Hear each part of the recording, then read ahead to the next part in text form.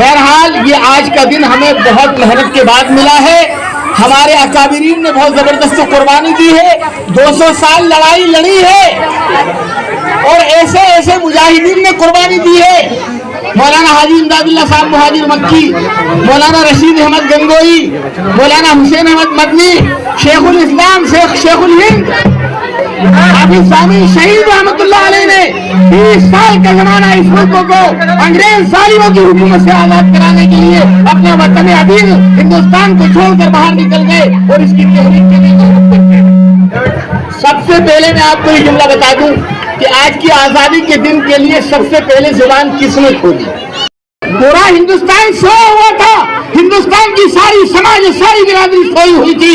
کسی کی آنکھ نہیں کھلی, کسی کو احساس نہیں ہوا کہ ملکوں میں انگریز ہمارے ساتھ کس طرح کا انیائے کر رہا ہے, کس طرح کا ظلم کر رہا ہے, کس طرح زندہ میں ہماری عزتوں کو لوٹ رہا ہے, کس طرح ہماری 800 سالہ محنت کو, 800 سالہ حکومت کو, تاج محل کو, لال قلعے کو اور دلی کی جامع مسجد پر حملے بولنے کی پوری کوششوں میں لگا ہوا تھا.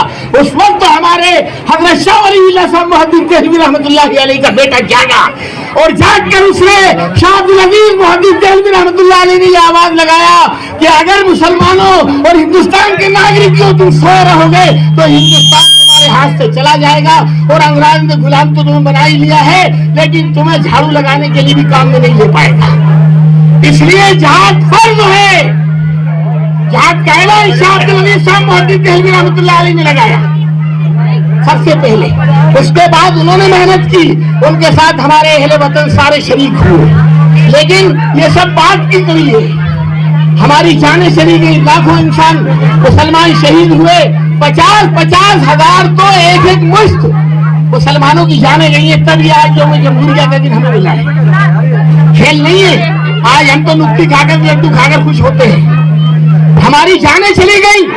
1857 میں لڑائی لڑی گئی, 1900 میں لڑی گئی, 1700 میں لڑی گئی.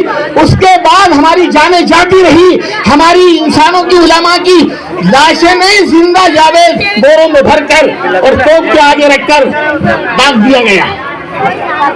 80 لوگوں کو ایک ساتھ ہاتھی کی پیٹھ پر بٹھا کر اور ہاتھیوں کو کسی درختوں کے نیچے سے گزار کر ہماری لاشوں کو درختوں پر لٹکایا گیا. انگلش کا آج ہم مسلمانوں کی لاشوں کا بن گیا.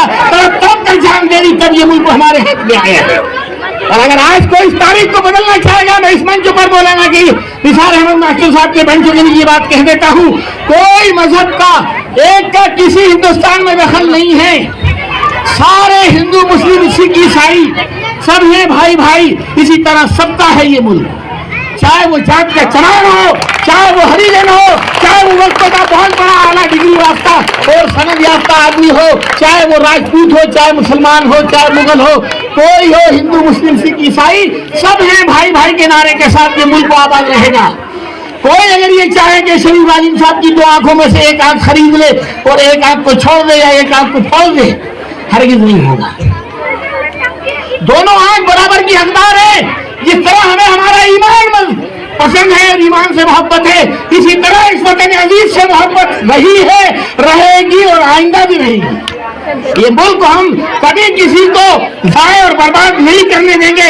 اگر کسی سیاسی لوگوں نے, کسی حکمراں کے غلط راستے میں چلنے والوں نے اس ملک کو کے کسی ایک ناگرک کو, چاہے وہ ذات کا چران ریلیجن ہو, اگر اس کے حقوق کو بھی پامال کیا تو ہم انسانیت کے ناطے لڑائی لڑیں گے. اس طرح ہمارے اکابرین نے لڑائی لڑی, ہمارے بزرگوں نے لڑائی لڑی, ہم بھی لڑ کر اس ملک کو اپنے شان کی تک حوالہ رکھیں گے. لیکن ظالموں کے ہاتھ میں جانے کے بعد اس پر کسی ایک ناگرک پر بھی ظلم نہیں ہونے دیں گے. امن کے ساتھ پورا ملک چلے گا. اللہ کرے ہم سب امن و شانتی کے ساتھ اس ملک میں جیے رہیں, پھولے پھلے بسیں. جس طرح گنگا جمنا کا پانی بہتا ہے, ہم سب لوگ اسی آسمان کے نیچے, اسی زمین کے اوپر ایکتا کے ساتھ زندگی گزارے. ہندو مسلم سکھ عیسائی سب ہیں بھائی بھائی.